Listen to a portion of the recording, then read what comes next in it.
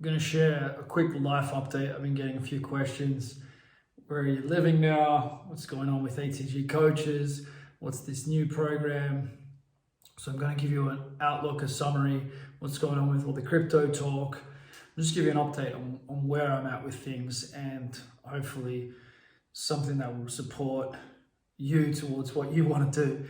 So the thing with Montenegro, we were living on SARC. We moved out of Australia. We actually decided to move from Australia. I decided in 2019, sold our house, predicted that the Australian housing market may have some tough time ahead. Since that time, the housing market in Australia has increased exponentially, but you're wrong until you're right with these sorts of things, and you'd rather be too early than too late. If you're 2 years too early, that's better than 2 minutes too late, because then the opportunity has been lost. I do think there is probably a bubble in real estate in a lot of parts of the world. Everybody's saying, yeah, my house is skyrocketing in value. Another way to look at it is that the dollar or fiat currency is collapsing in value. But I invested in 2019 with a guy named Andrew Henderson, and he said, go where you're treated best. And that mantra really resonated with me. It makes sense. It's stuck. I've traveled a lot of my life, and I don't really feel attached to Australia after I traveled a lot in my 20s. I backpacked through Latin America. I lived in England for a little while.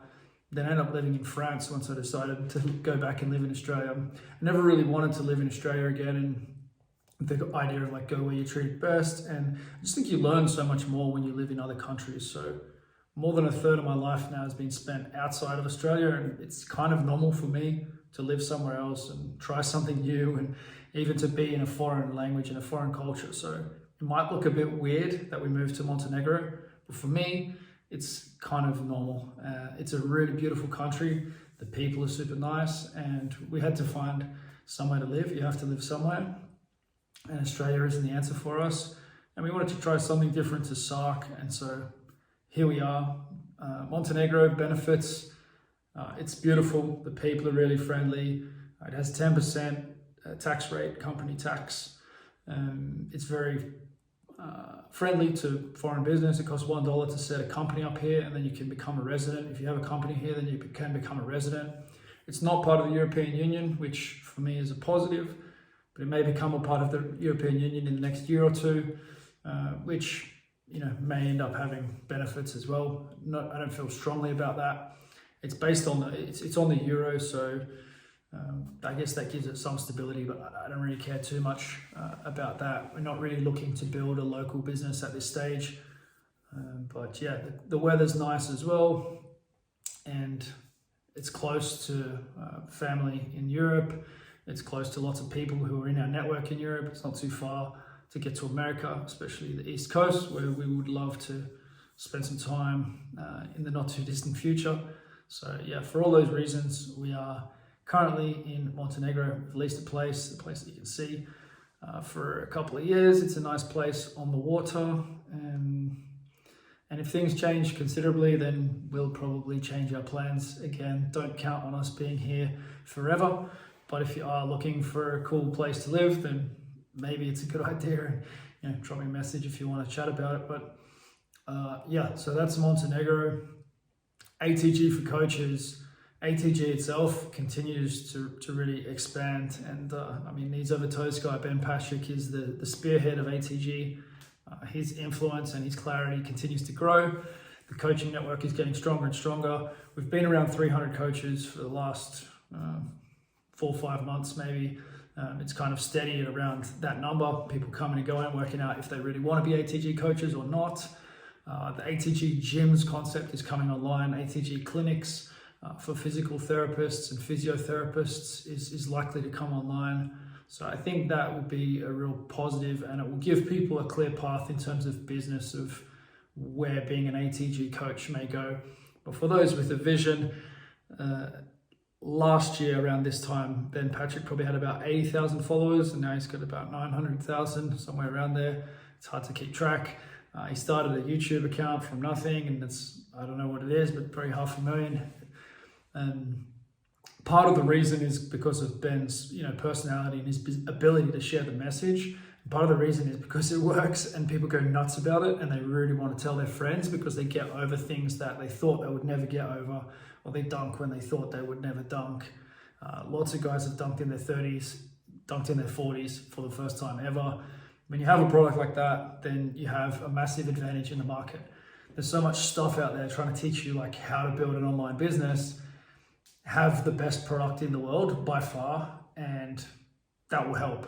To be a great speaker, about that product and be able to communicate that really well, that adds a lot to it as well. So Ben's got a few things, and you tend to need to have a few things to achieve extreme success. But yeah, ATG for coaches is going along well. We're changing it from a 2-year journey to a 1-year journey, and also having the gyms. And also it looks as though coaches are going to be able to interact on the ATG platform to actually have their business within the platform and such. Won't go into details about that, but it's going to be huge. So those who have come into ATG for coaches in the early days and they've got themselves endorsed already are going to have a good advantage. And we're seeing lots of the coaches making really good money and making an impact. So that's the ATG for coaches side. We also have the ATG dictionary coming out, which is pretty cool. I'm contributing to that. I don't know which parts are going to end up getting published, but I'm writing for that. And it looks like that might come out in the new year, which will be huge as well for people wanting to understand the ATG concept in more detail, more clearly, not go through a bunch of YouTube videos who don't necessarily want to do the online or want to support the online or want to, get other people interested in the program and sort of help them to understand what's different about it, why it is so different to traditional strength training or other things that people may have done to improve their bodies. So ATG for coaches, that's the summary, that's the outline. I'm still as excited as ever about what this community is doing.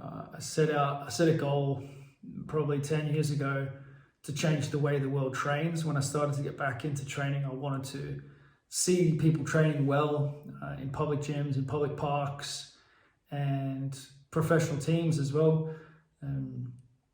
I could see gaps in things and I wanted to see that improve, and that's happening at a faster rate now than I could have imagined. So there's exponential change happening. More and more coaches understand the principles of ATG, which is the most important thing, because then you can go and apply it to anything you want to do with strength or with sports, with physicality. So yeah, it's amazing to see that just progressing along, and it really is exponential growth. Sometimes you forget where things were 12 months ago, but maybe that's helped you to recognize like the trajectory that this thing is on, and maybe you can extrapolate that out 2, 3, 4, 5 years from now and think, yeah, this is probably a good time to get really clear and to look for where my path is, where your path is with this as a business opportunity within helping people with their athletic endeavors. That takes me to the next step, which is the Uncommon Success program. With ATG, it's quite focused on the physical side, and Ben also does share a lot of philosophy, and I love it. I've added to that, so part of the ATG for Coaches program now is Uncommon Success, and it's also available as something that people can invest in separately to the ATG for Coaches program. So it's not targeted at coaches, but it's something that all the coaches that I've worked with actually need and has helped them as well. So it's a system of accountability. It's a system of living. It's a way to systemize success. And that's probably been the number one thing that I've wanted to really solve, is like, how should we be living? What's a great system of living? How do we make use of living in this time of massive opportunity? There's huge opportunity for positivity in the world at the moment, and exchange of knowledge, improving health, improving performance. There's never been a better time and an easier time to communicate and to improve things.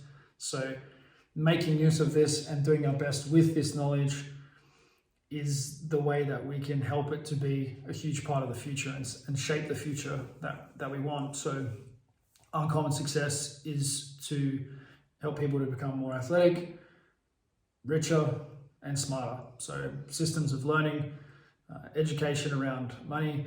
I'm not a guru in this. It's not financial advice. It's encouraging people to think critically about what they're doing with their money.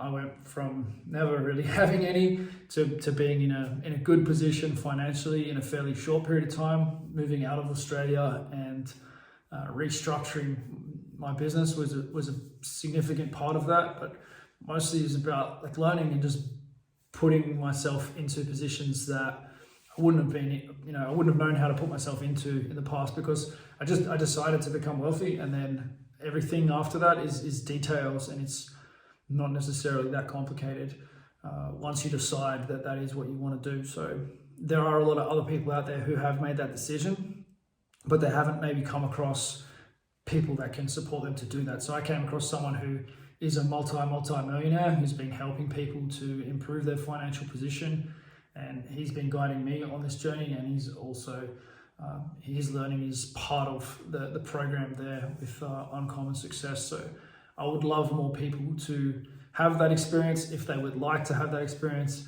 I made that program only $97 a year, which means that anyone from just about anywhere can now become a part of this education process. And yeah, at this time, I feel as though we need to put as much of our best into the world as possible. I still believe that there should be a fair exchange. If I'm giving you stuff that I've worked super hard for, and I've spent hundreds of thousands of dollars on my education, and tens of thousands of hours in research, then it's probably fair that there is some level of exchange, but I've made it extremely accessible. I also find that if people, especially adults, don't put some money in, then it's very difficult to get that full commitment. So it's going to be a challenge with such a tiny commitment to get the best out of people, but the content and the community is very strong, and we're seeing a lot of people already communicating that they've got momentum back in their lives that they haven't had in a long time, and they're doing things that they've never been able to do before.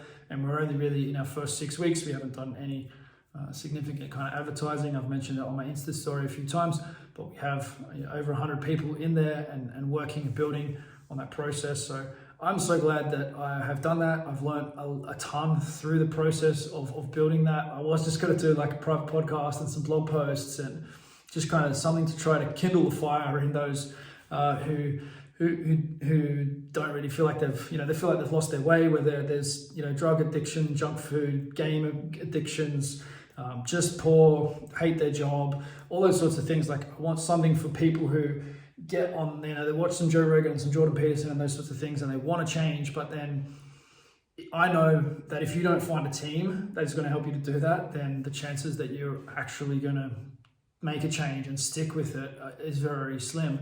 Personally, I haven't been able to make changes like that and make them stick. It's only once I really formed a community around myself that things started to stick. And even recently, whenever my community falls away in recent years, I know that my personal standards fall away as well. And to be honest, I did feel that a little bit with ATG for Coaches, because it's primarily Ben's, program, and he's the hero, he's the driver, and that's cool. But I needed something also that was going to continue to challenge me to bring my best into the world. So this is helping me with that, and I'm very glad that I've done it, and it's helping the ATG for Coaches community because it's part of that program as well. So that is Uncommon Success. I've also started to speak about cryptocurrencies, as everybody is. It is dangerous. Like, at the moment, a lot of people are going to sort of FOMO into the market, which means like fear of missing out, jump onto a bunch of stuff that's going to probably turn to zero or crash. Think about it like the .com boom. I was in my teens when the .com boom happened. I was on the internet. I was using all the first iterations of chat and social sort of communications and the first search engines and all those things. That was sort of when I was going through high school and university.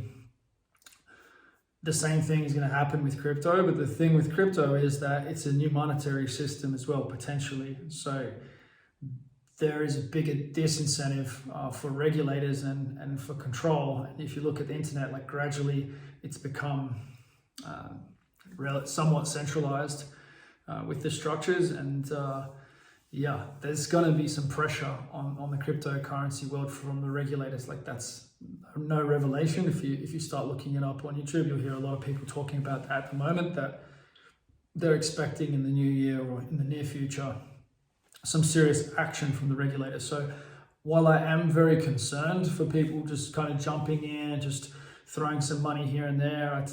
Speaking to a friend yesterday, and he's like, yeah, I'm shooting for all these, they call them shit coins. Basically, they're small projects that don't really have any foundation, but sometimes they jump really quickly in price because they have a small market cap. So there's like extremely high risk, but potentially extremely high returns. Sometimes they have thousands of percentage or tens of thousands of percentage changes. But when you're playing like that, it really is like gambling. It's like backing different horses, and it's probably just as much chance of losing as if you're backing a horse. I personally am not really interested in that. I can understand if people want to do it. Just important to know that, it's like Russian, it's like gambling. It's not like Russian roulette because you're not going to die, but it's a risk that it doesn't make that much sense to me. But yes, I am very interested in the Theta project. All things Theta, T-Fuel, the T-Drop is a new token that's coming. Why I'm so interested in Theta and why I think it's different to a lot of what's out there. One of the reasons is that it solves a real world problem, and it's already solving that problem. So it's already solving the problem of getting data to people faster and cheaper. And so it's already doing that, and people are already being paid for sharing their bandwidth to get data faster and cheaper into people's houses. So it has a real use case. The use case is something that everybody in society wants. Everybody wants, faster, cheaper data, and the big companies. It's a big issue. It's a big expense for companies like Netflix, YouTube to get their data out. When Apple runs an update, why are we sending it, so many times across the world when it doesn't need to go like that? It can go to a node, and then it can be distributed to all the people in that area. Save a lot of money, and also it generates money for the person who's doing the work inside the network. So to me, without being like a computer nerd, I'm not a math nerd, I'm not an engineer, it makes sense to me where a lot of the projects in the crypto space, they don't necessarily really make sense to me. Bitcoin makes sense to me. It also looks as though there are a lot of other, like the Bitcoin forks, etc., that can provide that same sort of role, and it's not as sexy as data, and it's also potentially not what governments want. Bitcoin has had a bad reputation to start with. Early on, the reputation was all about black market, and now you mentioned cryptocurrency, especially if you mention Bitcoin, people will say it wastes a lot of energy, and that's not necessarily coming from a place of thinking or knowing. It's just kind of what the mainstream narrative is. But if the narrative in the mainstream is against something, then there's a reason that it's against it, and that is potentially a reason why it's not going to prosper in the long term. So maybe it is, maybe it's not. I really like Bitcoin as a project. I love listening to Robert Breedlove and Michael Saylor and guys like this. It's phenomenal. So I hope that Bitcoin does what it could do. I think it's got huge implications for the world in a positive way. And so I've been putting quite a lot of energy into investigating that. I plan on using the Theta NFTs, setting my own NFTs up on the network, and relating that to access to content within our network. And there's lots of potential applications which I think are going to be a ton of fun, and I think they're going to be really popular amongst our community.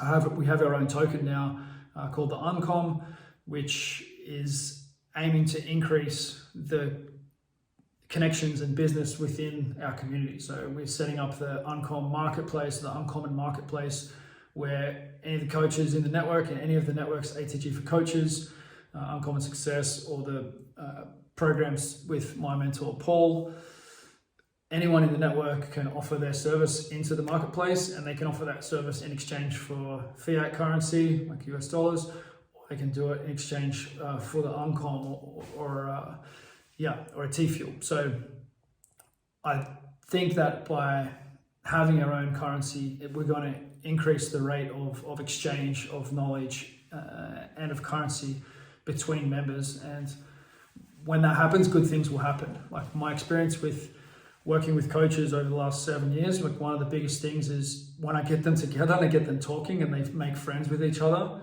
then they grow much faster. They overcome their hurdles sooner. They take on challenges sooner. So I'm very much looking forward to implementing, the Oncom, the NFTs, the marketplace. It just makes so much sense to me that we build things in this way. And ultimately, I want to have a lot of friends who are very successful. I feel as though not much needs to change. Like, I've kind of made it. I've got to a point that I thought I never would. Now the challenge is, how many people can I help get to the position that I'm in or better? And I do have friends that are in better positions. I just want to see more people have that opportunity and be around other people who've done these things. So I know that even just within these first 6 weeks of setting up Uncommon Success, a lot of people have taken a lot of action. They understand the monetary system better than they used to understand it. They have an idea why people go bonkers on Bitcoin. They've looked at some other projects. Some of them have bought an NFT. I'm not telling anyone what to do. I'm just sharing what I'm doing and encouraging people to think and have a look and make decisions for themselves. So yes, that is the cryptocurrency side of things. As far as my own training goes, we have got this November to Remember running in Uncommon Success. I set myself the target of 5 freestanding handstand push-ups. I kind of wasn't that committed to it when I said it.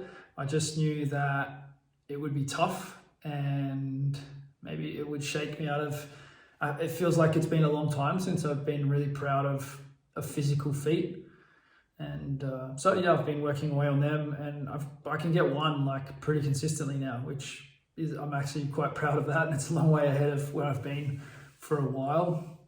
I mostly worked on the depth ones last year, so I didn't work on the shorter range, just head to floor. But while I don't have a gym here, it's been fantastic. So to get that momentum going again, I am working quite hard on the one arm chin in pair, an antagonist pair with the handstand push-up, but the one arm chin is probably going to take a bit longer, and it's actually not that close. It maybe has progressed a little bit, but yes, there's a long recovery period between hard one arm chin sessions, a bit like hard Nordics, very similar to a Nordic in some ways, the one arm chin, in terms of like extreme challenge for the flexor of the upper part of the limb. So you could think of the biceps as being like hamstrings. And yeah, it's great to have momentum with that. I've also been doing a lot of hills. I did hurt my knee maybe 4 or 5 months ago, trying out a different variation of single leg deep knee bend type stuff. And I was pushing it a little bit too much and with some weight, and it didn't feel good on my knee at the time. And it didn't feel good for reasons, because I did some structural damage. And yeah, it's taken some time to heal itself, and I've never really had a knee issue before, but it's helped me to understand the system. I wasn't following the ATG program. I was messing around with stuff and pushing beyond what I'm capable of doing, experimenting with ideas. And yeah, it was dumb, but that's my role. Like, if I do dumb shit, then I understand better why other people shouldn't do certain things, and just understand the adaptation period involved in things. And it really helped me to get clear that there's a massive gap, there's a massive difference between training a muscle and training a joint. If you're training a joint, then you don't need to think about it like training a muscle. It's not a question of can you get from A to B, it's can the joint hold itself together while you're doing this.